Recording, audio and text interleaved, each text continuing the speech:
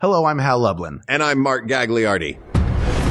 Since the dawn of humanity, one issue has gone unsettled. With the fate of the world in the balance, we're here to settle, once and for all. Best Disney Animated Film Soundtrack.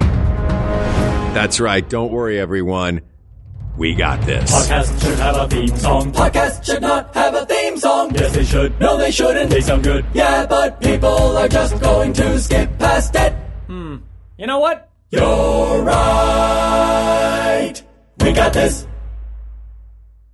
Please keep your hands inside the Matterhorn at all times. But I'm on Space Mountain. Uh-oh. Why are my hands at the Matterhorn? We keep your hands. Welcome to Disneyland. In 15 minutes, we'll be throwing your hands into a lagoon. We will throw your hands in the air and wave them like we just don't care. Join us. Because we don't. For Fantasmic, where your hands will be shot out of fireworks cannons and over New Orleans Square. Oh, I love it when we talk about Disney. Hi, buddy. How you doing? Good. This is exciting. This is one that's just the two of us. I've been excited for doing one of these for a while. Not that I don't enjoy and love all of our guests. It's exciting to just see you. How are you? Yeah. I'm doing all right. Good. It's a Wednesday evening. It's the wind down. This is our last record of the year, and I keep having this thing of like, all right, well, once I get through this record, I'm done recording. And I love talking into microphones. Lord knows I do it enough, but also I'm like, oh, it's going to be nice to have a break. But then I realized my last day talking to a microphone is Sunday because I am guesting on somebody else's podcast. How dare you, sir? I can't help it. It's what Dunktown. podcast? I love Dunktown.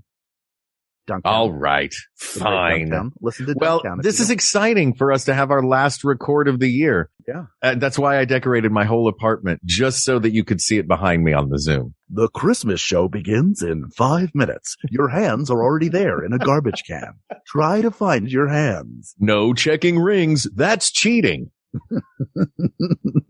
So it's perfectly fitting, I think, then for our last show of the year to talk about something that we both are big fans of, and that is the wonderful world of Disney. Specifically, we want to talk this week about the soundtracks to the Disney movies, to the Disney animated movies. Now, we've talked before about the movies themselves, and we've determined which is the best in Walt's lifetime Disney animated film. And we've talked about the songs. We've never specifically talked about the whole song book of different movies. And I think it's worth diving into, thinking of these less as like individual singles and think of it as a whole album. And some of these albums are nothing but bangers. Yeah, I think we need to look at the overall strength of the soundtrack because there may be some where one song really, really stands out above all the rest. Like the example I was going to use is like, no, there are a bunch of bangers on that soundtrack, even though I don't think it's the winner. And I'm not even going to mention what it is. Fair. But like, I see what you're saying. Like on some of the old ones, especially look at,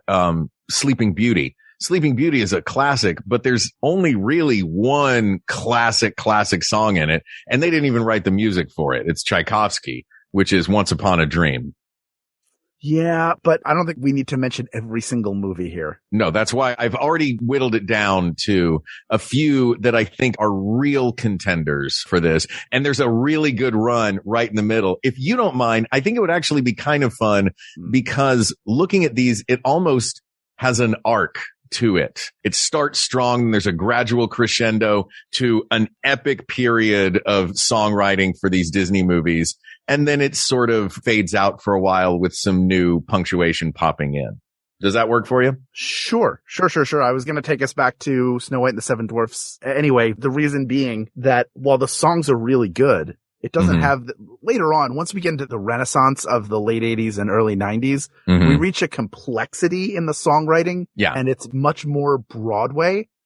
But there are a ton of songs early on in these soundtracks, and Snow White may be the most notable, where three of the songs, the three major songs, being Hi Ho, Someday My Prince Will Come, and Whistle While You Work, are all songs that are embedded in our skulls and brains. Yeah.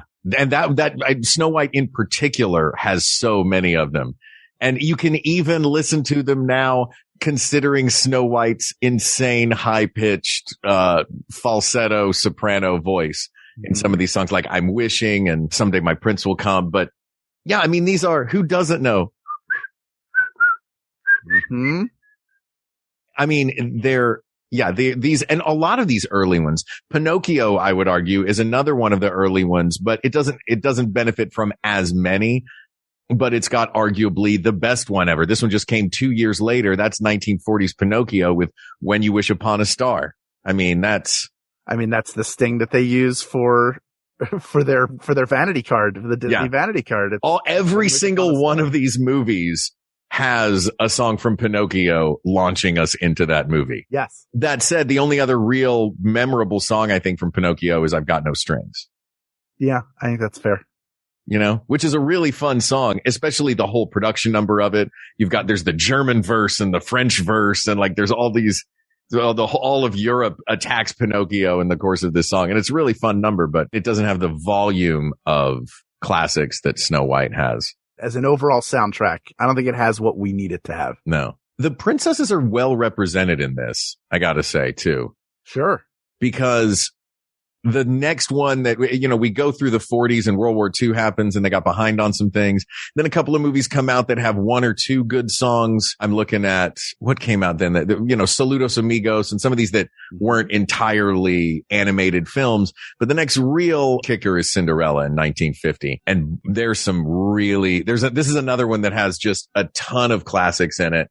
A Dream is a Wish Your Heart Makes, the work song that the mice sing, Bibbidi Bobbidi Boo, for Pete's sake, gave us the word Menchikabula, and then So This Is Love. So This Is Love is kind of like a little hero that's So This Is Love. Mm-hmm. It is very good. I don't think it's as good as Snow White. If we're going by era, let's say. Yeah, if we're breaking this. Let's say we're going through the 1950s. Yeah. Probably one era where you could draw a line. I don't think anything here beats Snow White and the Seven Dwarfs. Yeah. I mean, it's tough looking. Cinderella does have great ones. Mm-hmm. Sure it does. But yeah, like Snow White, you got to give Snow White the points for launching the whole thing. Yeah. And Hi Ho, they're so simple. There's such a simplicity to them. And every single song from that film, it's still like a Disney standard. Yeah. And then Lady and the Tramp is great because you have Peggy Lee coming in and singing these songs. And Bella Notte is a song I still walk around my home singing. Oh, yeah. Yeah, it's the perfect, you know what it is? It's the Disney That's Amore. Mm-hmm. Bella Notte they were like, hey, we couldn't get the rights to That's Amore. Peggy Lee, can you write a Disney-fied version of Disney Fried is what it sounded like I said. And I have had some Disney fried food in the parks. We're not talking about that. But hey, Peggy Lee, can you write us a version of That's Amore? And she's like, I'm going to write you one that's even better. It's going to be so good that two dogs are going to eat a noodle to it. That's how good this song is going to be. He's a Tramp is also great, but the Siamese Cat song obviously needs to be retired. I think that would eliminate that soundtrack. Sure. Problematic song. Having something that problematic. Yeah. La La Lu, another great song in there. Yeah. But yeah, I didn't realize that I knew Peggy Lee sang the songs. I didn't realize that Peggy Lee also wrote the songs for this. Peggy Lee's a force of nature. She is. I had at work, one of the makeup artists was really into late era Peggy Lee. If you ever listen to some late era Peggy Lee, it is gorgeous. You know what she sounds like? It sounds like a cigarette is trying to seduce you. And I'm here for it. I quit smoking, but boy, that cigarette is really seducing me. Sitting over in the corner, singing to me. Yeah. You can hear the plaque on my lungs when I sing to you. Every note is struggling to escape my lungs when I sing to you. Oh no, Peggy, stop singing, Peggy. Those dogs are eating more noodles. The dogs are eating all our noodles. I found 3 dogs this week singing. They just ate themselves into oblivion. Dogs eating noodles. Sorry, am I making you too hot? Sorry, Peggy. I have to go. I need to go stand in a walk-in freezer somewhere. Why? Where you going, big boy? All right. Let's move on now from the early era. So up through the 1950s. Mm-hmm. It's pretty clear. I would argue that Cinderella is a close second in that era, but Snow White and the Seven Dwarfs, you got to hand it to him for Someday My Prince Will Come, Whistle While You Work, Hi Ho. Mm-hmm. Even that song they sing about scrubbing their faces, which has a crazy name. Like the song is called like it's ridiculous.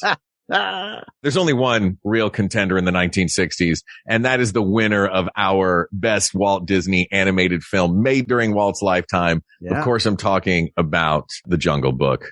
Is this the only time the Sherman Brothers worked on animated, like really dug into an animated project? Because most of their stuff was in live action. It's like Chase Bang Bang, Mary Poppins was live action, all that stuff. Yeah. Exactly, and then they did songs for The Parent Trap. Let's Get Together was one of theirs. Yeah, they were on the live action side of things. Yeah, and the Parks. They did obviously they're best known for the Park songs. Parks. Yeah. So then we have one in the 70s.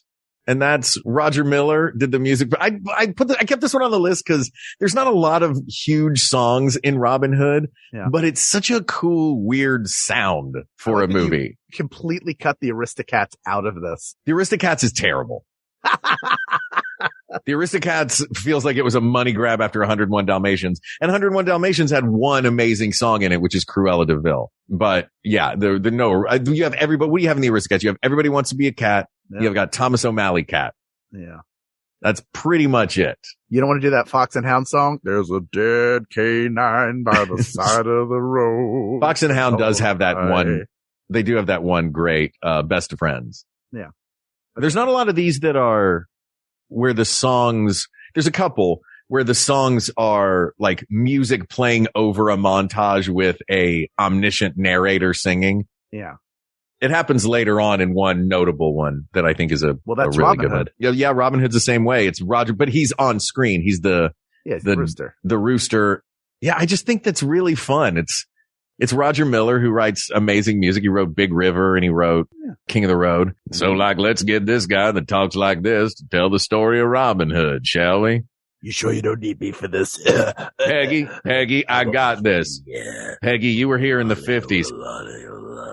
Peggy, have you been sitting here since the 50s? I'm almost done with this cigarette. It's 99% ash.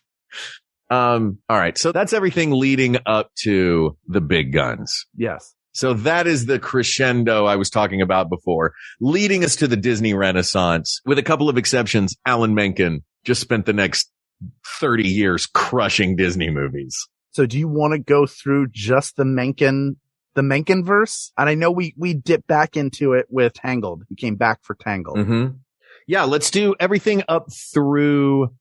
We'll do everything up through 97 and then take a break. How's that sound? Yeah, I'll tell you what though. I think. Oh, you mean to like pull one to the finals? No. I mean like from that whole. Because the Menken verse covers that time period, but also puts Tangled into the mix. But we can leave Tangled out because that's a return. That's like looks more of a one-off. Yeah. And it is the Ashman and Menken verse. That's true. Ken is pointing out that, Menken and Zippel, like there were a lot of different, he had other collaborators after Ashman passed away, unfortunately. But I don't think any pairing was better than Ashman and Menken for this. No.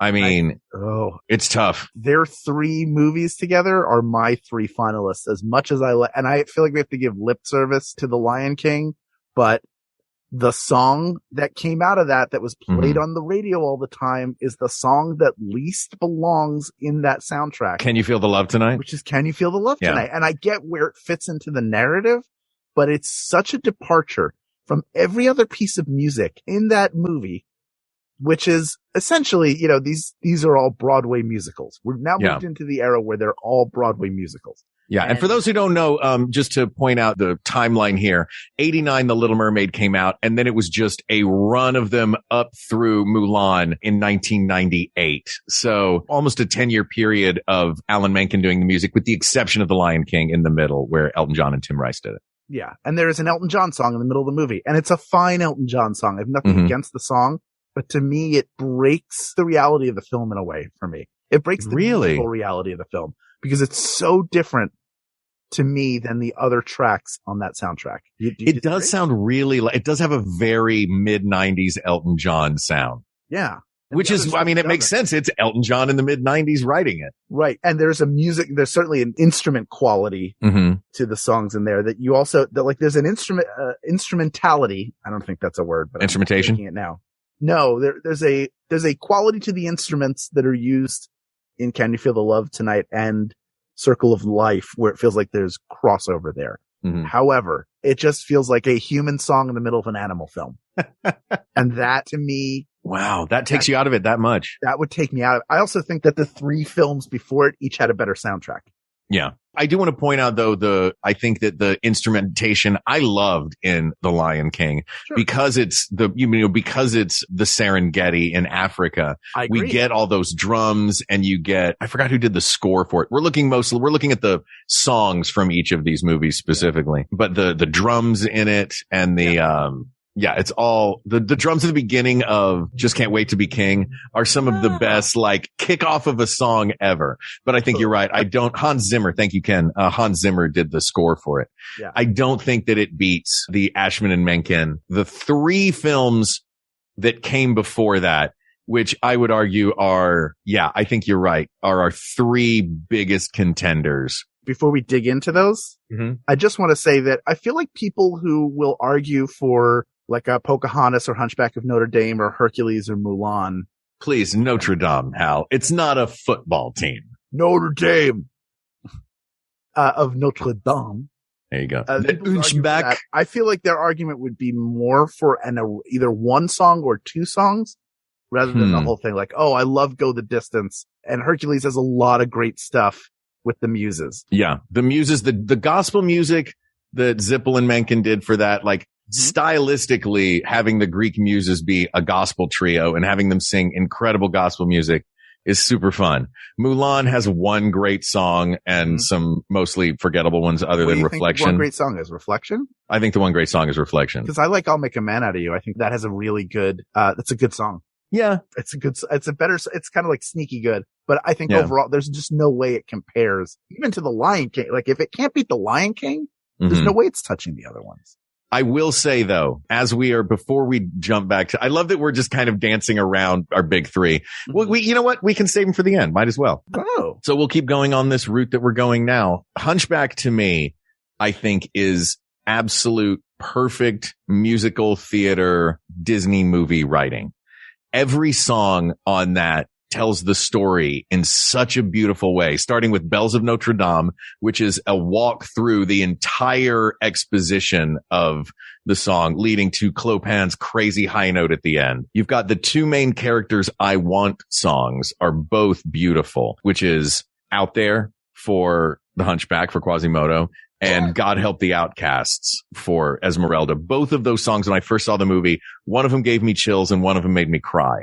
It also has, I think, the best villain song, it's got the most villainous villain song. It doesn't have the best villain song. It has the most disturbing villain song. Okay. The Feast of Fools, The Court of Miracles. I think it is Broadway songwriting at its best, done by Broadway veterans. I mean, it's off Broadway with Alan Menken at the time and Stephen Schwartz, who wrote Wicked, who wrote Pippin and Godspell.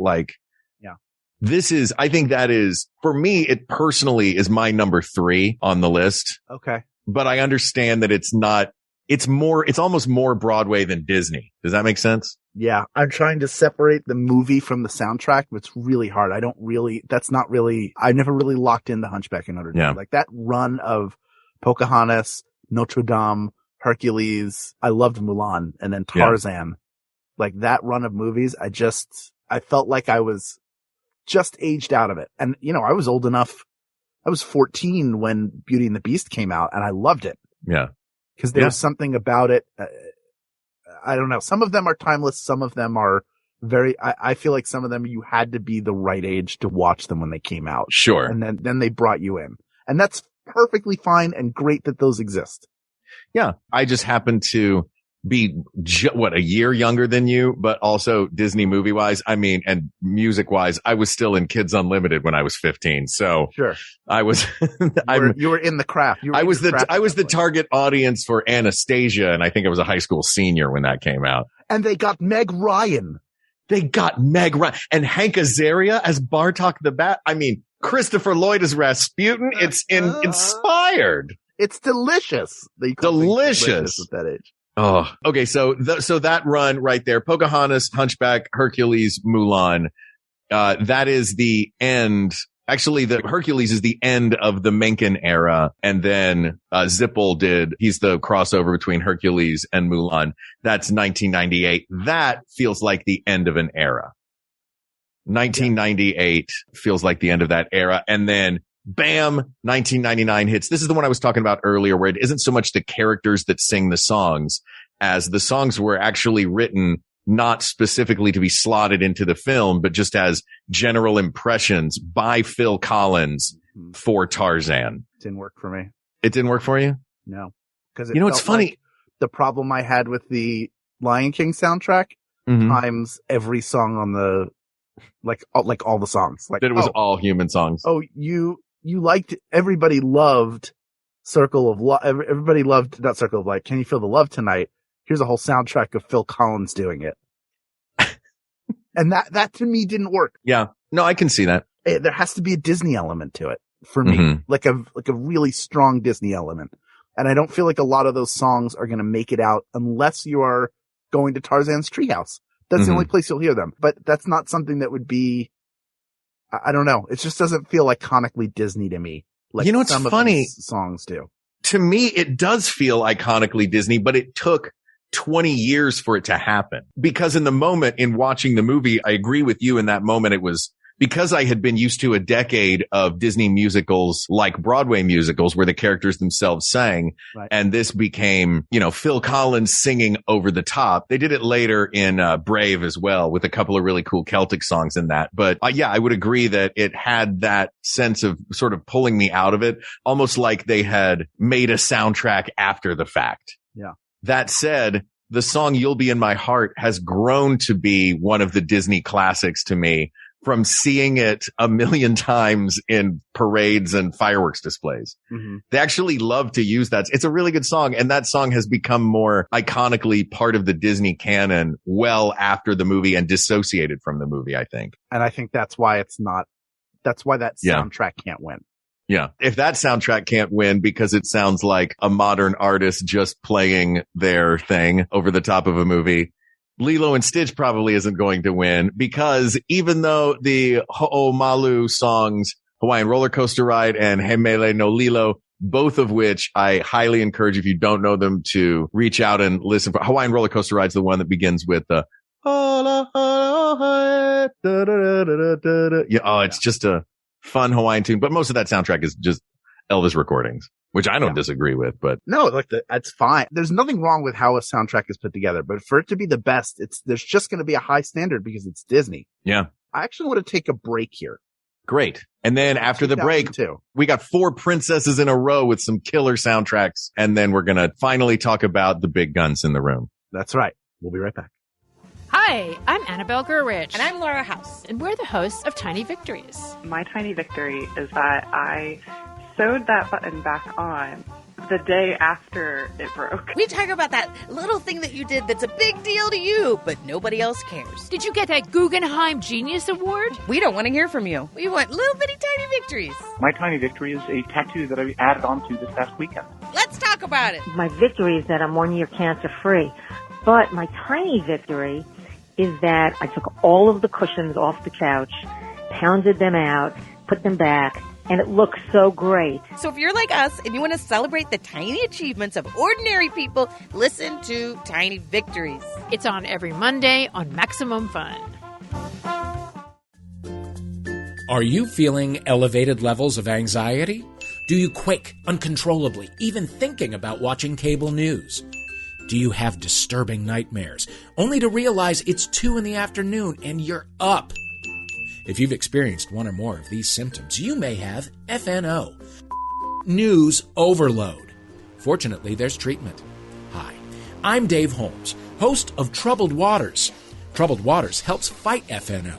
That's because Troubled Waters stimulates your joy zone. On Troubled Waters, 2 comedians will battle one another for pop culture supremacy. So join me, Dave Holmes, for two doses of Troubled Waters a month. The cure for your news overload. Available on MaximumFun.org or wherever you get your podcasts. Okay, we're back. All right. I stopped there specifically because I think the next soundtrack on this list chronologically is, I don't know if it's a winner, but man, would it be a great underdog contender. Oh, yeah. And that is Randy Newman's soundtrack for The Princess and the Frog, which is bangers. All bangers. Musical style. He's from New Orleans. He's writing about New Orleans. Yeah. They got Dr. John to sing the opening number. And then for the rest of the movie, I mean, I also am partial to this movie because it was the last flat animation movie that they did. So it felt like a throwback to the Disney Renaissance movies. Yes. But you've got Almost There, incredible song. And it was Anika Noni Rose that was singing these, who is a brilliant, brilliant singer. Dig a Little Deeper. When you have, who played the grizzled old Bayou voodoo lady? I don't remember. Oh man, but her voice is so cool. And this one also has a great villain song with Facilier and his friends on the other side. Friends on the other side. Other side. They could have gotten Peggy Lee to do that. Jennifer Lewis. Thank you. Jennifer Lewis was the voice of Mama Odie. What was it, dear? You want me to take it again? I got friends on the other side. Peggy, are you affecting a New Orleans accent? Yeah. Beale Street, Beignets, other side. I'm almost done this cigarette. It was 99% ash 20 minutes ago. What's happening? I started working the other 1% into 100%, and now that's down to 10%. Yeah, this, the music in this, I mean, the music, if you're going to make a movie about New Orleans, the music has to be amazing. And Randy Newman delivered. Yes. Yeah. Yeah, he did. All right. Then we have the triumphant return in 2010 of Alan Menken in Tangled. Great.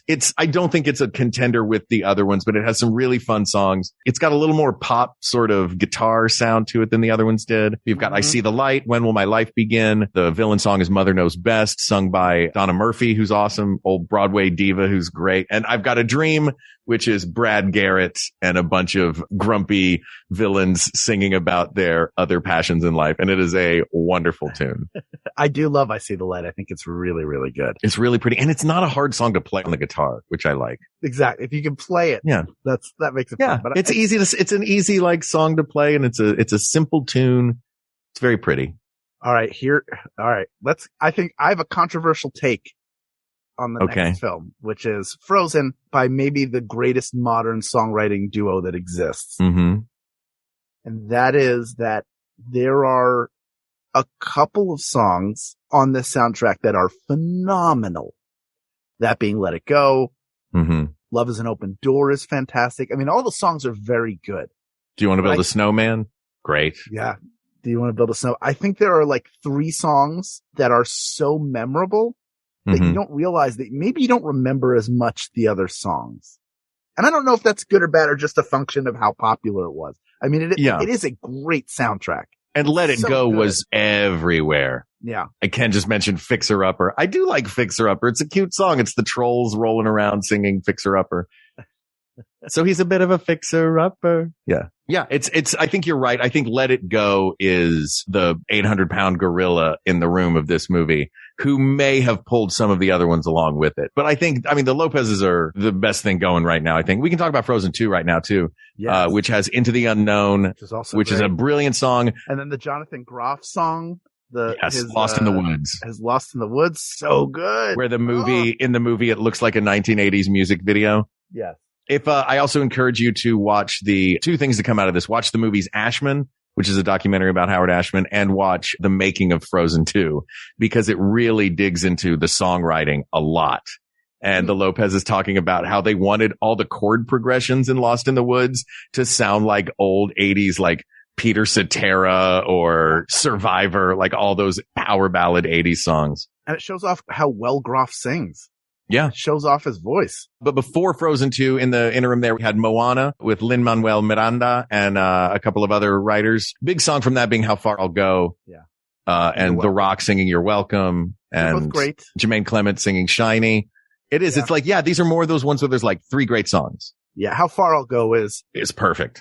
It's a perfect song. Outstanding. It is an outstanding. So that is like a very if you're going to have a film with a Disney princess in it, she must have a signature song that blows you out of the water. And this one does. It establishes the character really well, but we're not talking about individual songs. We're talking about overall a soundtrack. Yeah. And I think there are better soundtracks out there. There are, but I do want to point out that in this one, while the songs might not be as memorable, like We Know the Way, not a lot of people that's not the first song that jumps to your head, but the songs are uniform in this one.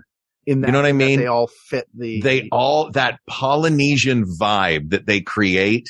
I think Moana thematically, it doesn't have anything like a Can You Feel the Love Tonight that takes you out of it. They are all glued together in that movie. And even the song when she sees the heart of Te Fiti at the end and she's walking toward the island singing I Am Moana. It's not really much of a song. It's like 4 lyrics, but it all weaves together, I think, beautifully in this. Yeah. It is a musical triumph. As is Coco, which was the next count. What? It is a Pixar movie. Does not count. Oh, Coco. Oh, okay.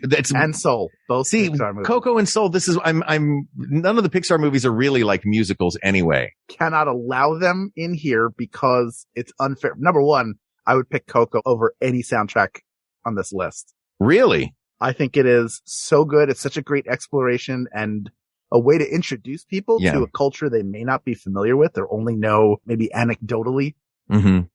It's so good. It's so emotional. It takes you up and down, but it's not a Disney animated film. It's Pixar. No. It's a separate studio within Disney. That would be like saying the best soundtrack is Thor Ragnarok. Interesting. I guess I don't differentiate in my mind between the Pixar Disney movies because they're animated.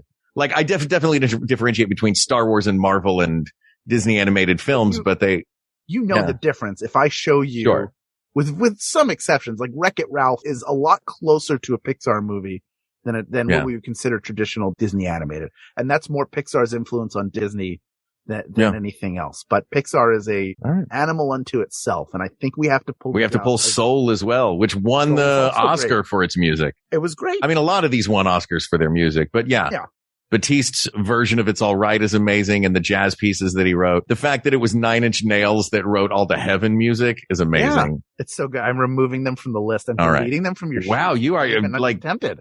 So adamant. But I did want to say one more thing about Coco. My only downside with Coco, it is a love letter to the music.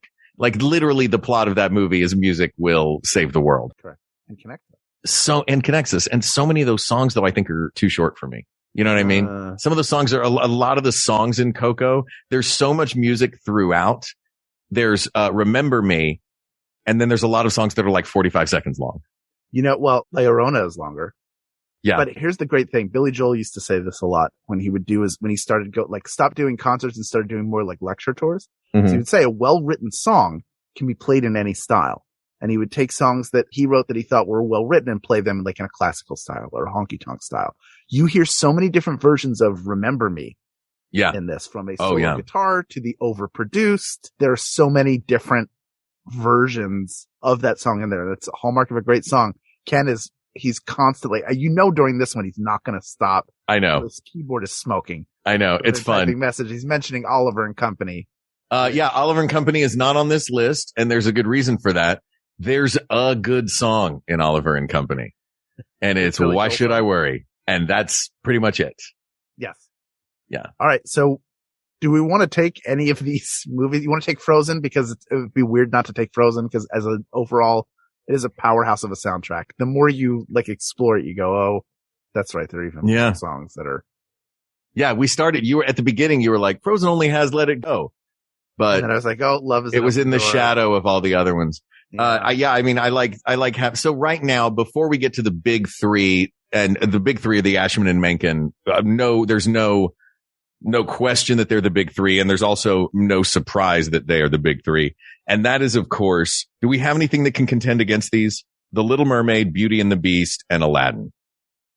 I want to pick from the three of these and then just see how we're feeling because we only have 5 others, but I think it'll be, I do think Snow White and the Seven Dwarfs is kind of overlooked because it's not by Ashman and Menken, but pick a song on it that we don't sing all the time that isn't part of the culture. You mean?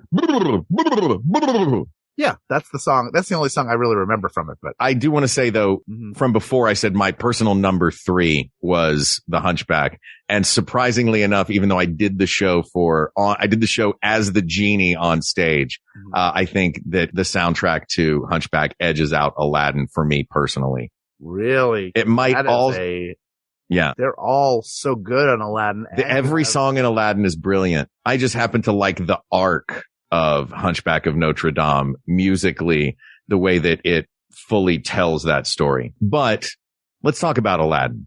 Aladdin is, I mean, yeah, I'm too close to this one. You know what I mean? I sang Friend Like Me on stage for 4 years. Yeah. He wrote, great. Yeah. It's great. And I think One Jump Ahead is such a good song. Like, it's so infectious and so great. That whole sequence is brilliant. And I love it. And as great as the soundtrack is, I think it's the weakest of the three. Yeah. Which is only because the other two are nearly flawless. Yeah. I think one of them is absolutely flawless. I think one of them is nearly flawless. You know what it is? I feel like the other two have huge company songs that Aladdin doesn't have, unless you count the very end of Prince Ali. And also Friend Like Me, which is like, it's like a company song, but Robin Williams is the entire company. Right. Yeah. There's not a lot of named characters that sing in like Prince Ali is a big number, but there's not a lot of named characters singing it. And also, as Ken points out, Tim Rice was the co-writer on One Jump. So Tim Rice was he had his hands all over the Aladdin soundtrack as well. I like Tim Rice's lyrics. They're generally very clever. Yeah. Do you agree with me that of these three, that it might be, that it might not hold up to the other two? Like, it's 99.9% versus 99.8% versus 100%. Would you say that that's fair? Yeah. And I think there are reasons that Aladdin does not measure up as high as again, all of these are great. These are the top three of a list of greats. So we're, again, that said, I think that Aladdin, it lacks a good villain song. You just get Jafar singing the reprise of Prince Ali. Yeah. He doesn't actually get his own really killer villain song. True. I think that, like you said, it lacks I think it lacks the company doing more. Well, and also A Whole New World is real close to Can You Feel the Love Tonight in terms of. Don't you dare. A Whole New World is perfect. In terms of being out of the musical flow of everything else. Even I'm not talking about the Jennifer Warner and, what's his name version of it, but I think there's something in it, and it may be just a production issue. Where it just feels very 1992. Yeah. And it's a great song. I love the song. I'm not against it. I'm not talking bad about it. I'm saying why we're splitting hairs here. And I think this is the hair that needs to be split on this. All right. Well, Aladdin, I've listened to your music a very, very long time and very many times. And I'll see you again soon, I'm sure. But for now, it's time. The big battle, The Little Mermaid versus Beauty and the Beast. Ashman and Mencken's masterpieces. Do you have one that you lean toward? 100%. Me too. But let's talk about The Little Mermaid first. Oh, wow. That's quite an assumption. I thought you were going to say, let's talk about Beauty and the Beast first. Oh, was I wrong? Yes. You were wrong about what I assumed. You were Interesting. not wrong about what you assumed. Yeah. So you think you lean more toward The Little Mermaid than Beauty and the Beast? Yes. Why? Because there's something I just think The Little Mermaid is absolutely flawless. Yeah. And I think there's like a speck of dust on the Beauty and the Beast soundtrack, and I can't even quite place what's the speck of dust. I can't even think of what it is. I can't, it's almost gut at this point. And if they're both great, if they're within 0.01% of one another, then how do you determine which is better? Here's how I think we determine. Okay. I think that we can do that because I go back and forth between these. Sure. I think we can look at the parallels that they have.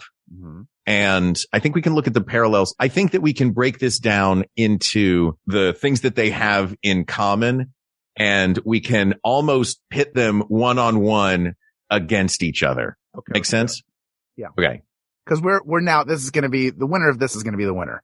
The winner of this is going to be the winner. All the other ones we mentioned are not going to be the winners. These are two perfect soundtracks.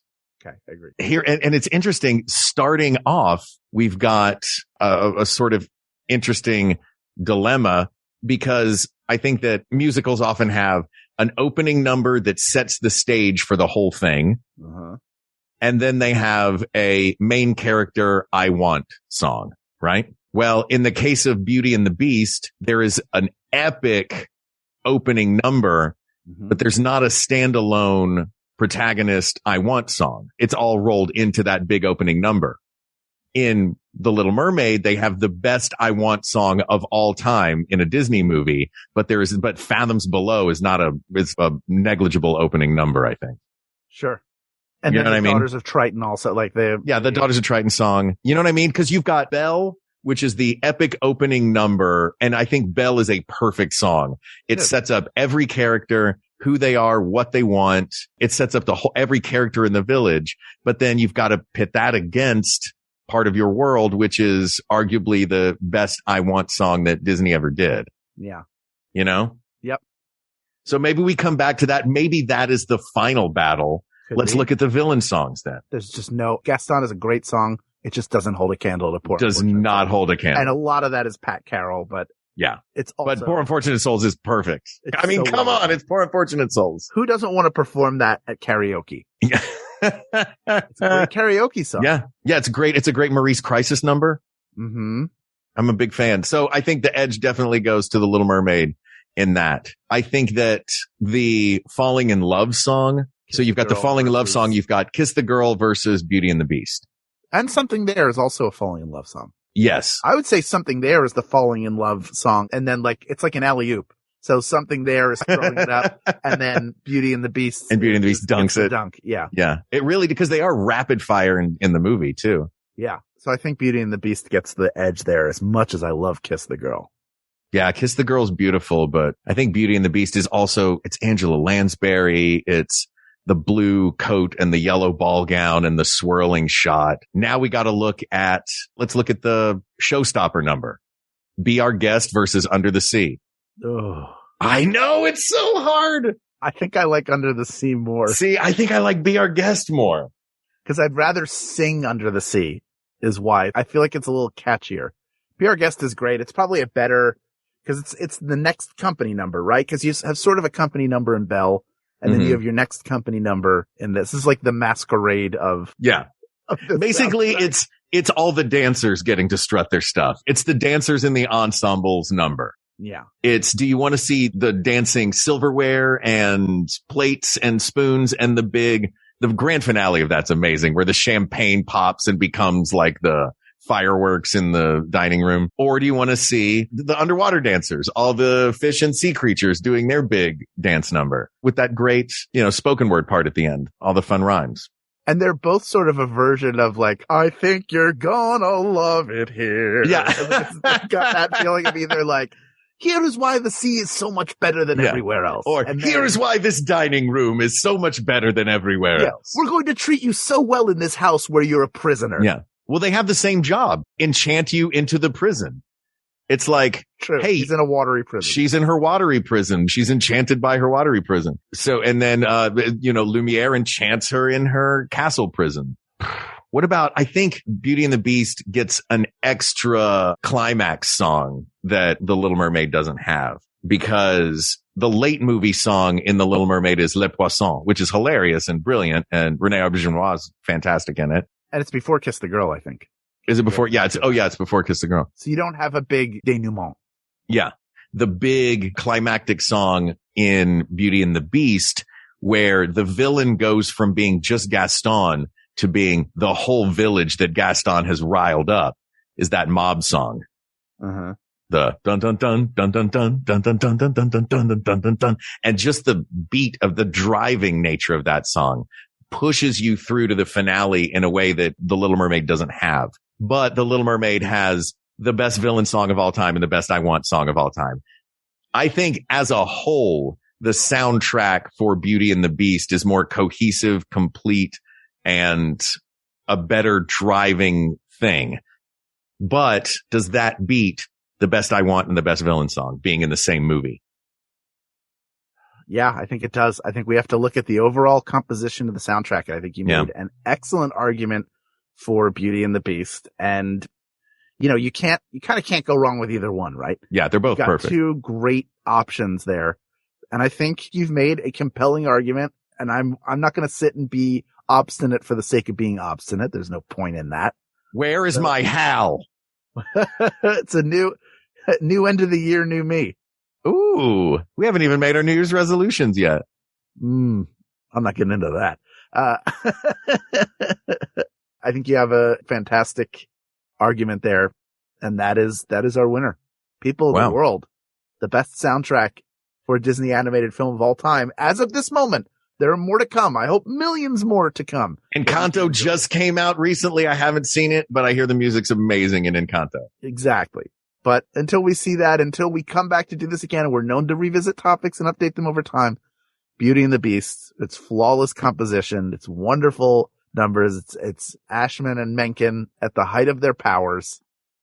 That is your best Disney animated film soundtrack, asked and answered. Wow, that was fun. I was excited about this one. That was, yeah. That was really I like getting nerdy about these. Me too. And it's nice to talk to you, buddy.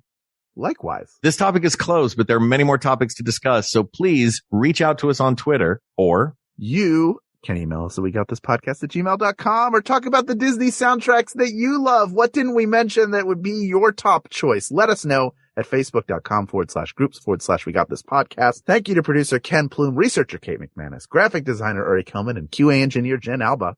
And thanks, of course, to our musicians, Jonathan Dinerstein and Mike Furman, for our score and theme song, respectively. And thanks to you, the people of the world, for getting all of these songs stuck in our heads. Thank you. Thank you. Thank you. For Hal Lublin, I'm Mark Gagliardi. For Mark Gagliardi, I'm Hal Lublin. And don't worry, everybody. We got this. We got this. MaximumFun.org. Comedy and culture. Artist owned. Audience supported.